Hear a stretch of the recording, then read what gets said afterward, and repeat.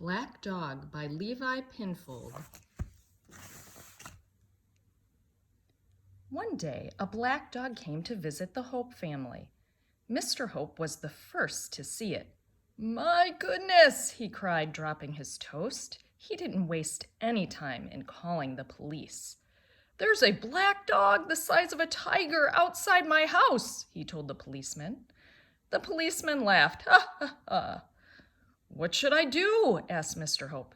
"Well, don't go outside," said the policeman, and he put the phone down.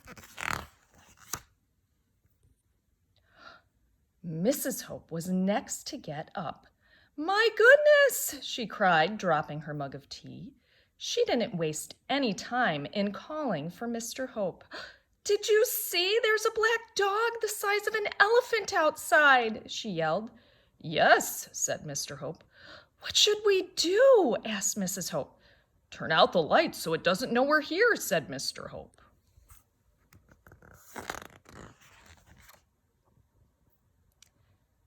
Adeline Hope was next to get up. "My goodness," she cried, dropping her toothbrush. She didn't waste any time in calling for her parents.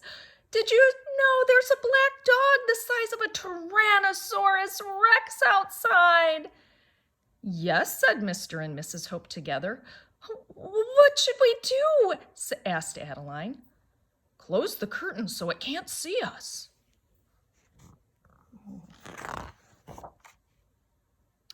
Maurice Hope was the next to get up. "My goodness," he cried, dropping his teddy bear. He didn't waste any time in calling for the family. "Did you know there's a black dog the size of a Big Jeffrey outside?" "What's a Big Jeffrey?" asked Adeline Hope. "Never mind. What should we do?" demanded Maurice Hope. "Hide under the covers," they all wailed. It was then that the youngest member of the Hope family, called Small for short, noticed there was something going on. "What are you all doing under there?" "We're hiding from the black dog," they whispered. "Oh, you're such sillies," said Small, opening the front door.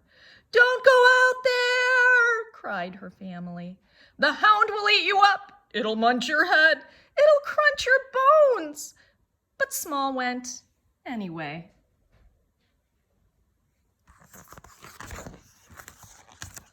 Outside, the black dog leaned down toward her and breathed. "Golly, are you big?" said Small. "What are you doing here, you guffin?" the black dog snuffed.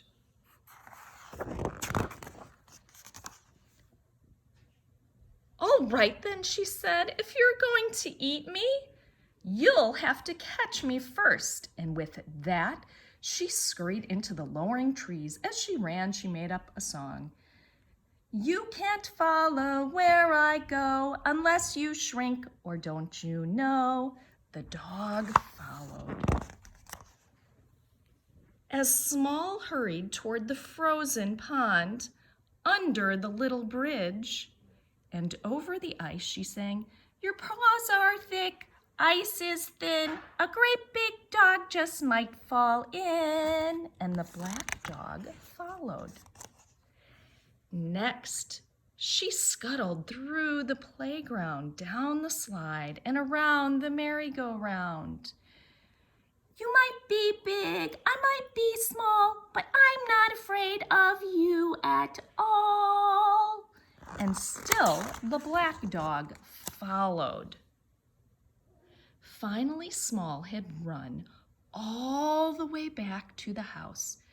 "You'll find out why that I'll hide if you follow me inside." And with that, Small tumbled into her warm home through the cat flap. She really was that small. And so, by now, was the black dog.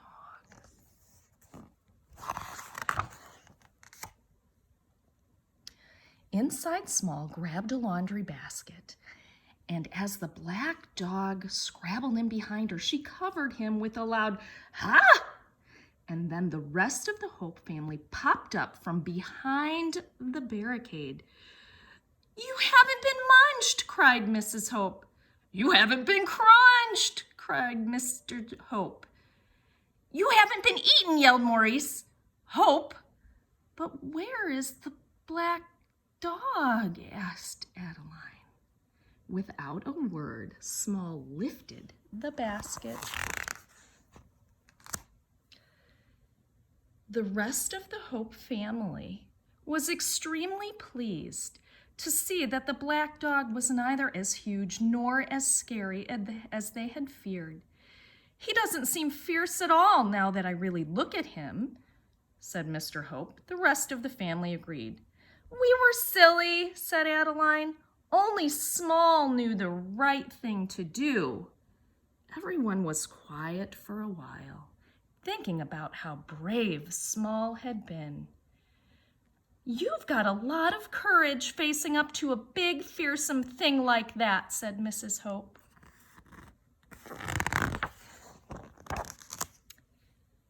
"There was nothing to be scared of, you know," replied Small Hope as she went to sit by the fire and the black dog followed. The